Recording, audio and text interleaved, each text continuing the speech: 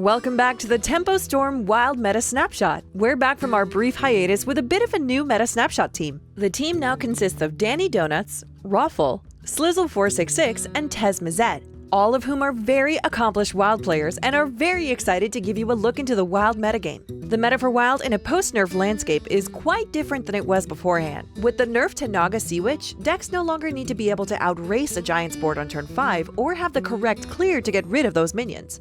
This, along with the nerf to Call to Arms and Dark Pact, have allowed for mid-range decks to prosper in this meta. Even Shaman has taken the lead and is the top deck of the meta by a bit of a margin. The ability to go toe-to-toe against aggro decks and put heavy pressure on control decks really allows for this deck to prosper, as it takes the throne of the best deck in the meta. If you're not familiar with Wild Even Shaman, it is a bit different than its standard counterpart. This version of the deck uses cheap minions and 1-mana hero powers to flood the board, leading into strong mid-late game threats. Even Shaman has access to the Even exclusive card Merkspark Eel, which trades extremely favorably with other minions with its battle cry. The early board floods of totems allow for synergistic cards like Flame Tongue Totem, Thing from Below, and Draenei Totem Carver to swing early meaningless totems into large board swings in the mid-game.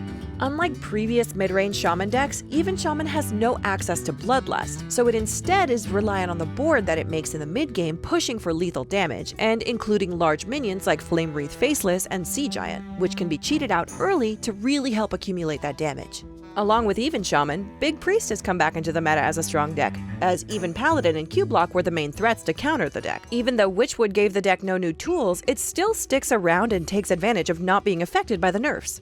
It has enough strength at the moment to be considered the strongest control deck in the meta, as Barnes is arguably the most powerful card in the game at the moment. Before Dinayala announced that Barnes would not be nerfed, this was one of the cards expected to be changed in the balance patch, so it makes sense that the card is fully taken advantage of, and this is the deck which utilizes him in the strongest manner. However, Barnes isn't the main driving factor for this deck.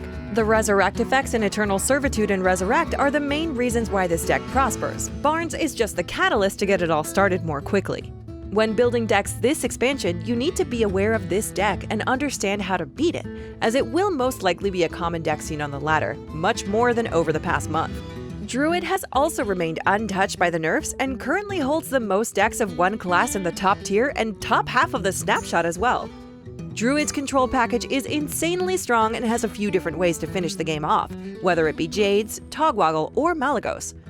This diversity is extremely positive for the Druid class, as it's hard to tech decks against all three variants of the deck at the same time, as there's no tech card that covers all three matchups. You need to choose Dirty Rat or Skulking Geist, and hope that your opponent is playing the Druid that you're expecting.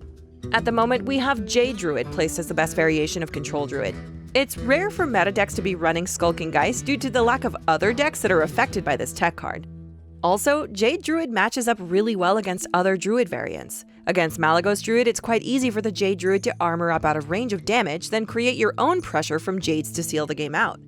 Against Togwaggle Druid, you want to start growing your Jades early and hold on to one Jade Idol and Poison Seeds. When your opponent does his combo to swap decks, it's actually an advantage, as you can lessen his board pressure with Poison Seeds, then go infinite with the Jade Idol that you held in your hand.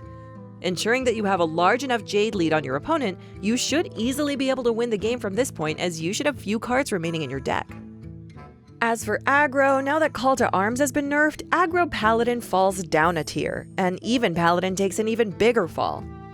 Unlike in Standard, aggro decks have a bit of a presence on the meta at the moment, with Odd Rogue emerging as a top aggro deck in the meta, and Pirate Warrior not far behind. These two decks capitalize on the ability to gain control early, then seal the game out by turning all damage toward the face. These two decks were previously inhibited by Call to Arms and Control Warlock, and with less of both in the meta now, they have the potential to do a lot of damage.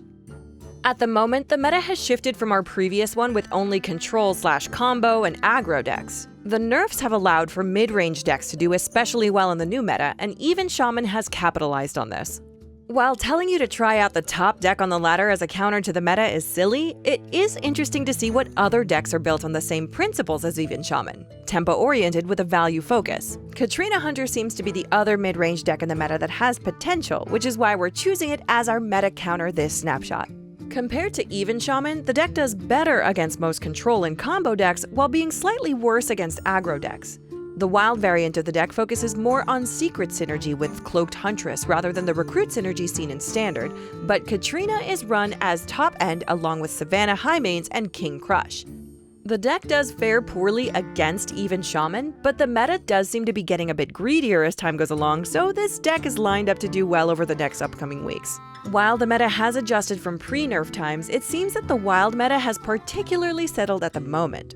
With the next expansion 2+ months away, it seems like it'll be a little while before the meta gets completely shaken up again, but we expect a few minor shifts over this period, as the meta is by no means solved at this point. There are many decks that have yet to be explored fully, and new decks are still popping up on occasion. Only time will tell what's in store for Wild Hearthstone in the upcoming month. If you enjoyed this Meta Snapshot breakdown, leave us a like, and be sure to check out our Wild Meta Snapshot for the latest guides and mulligan strategies. Finally, don't forget to subscribe to stay tuned to all of Tempo Storm's Hearthstone news and upcoming content. Thank you!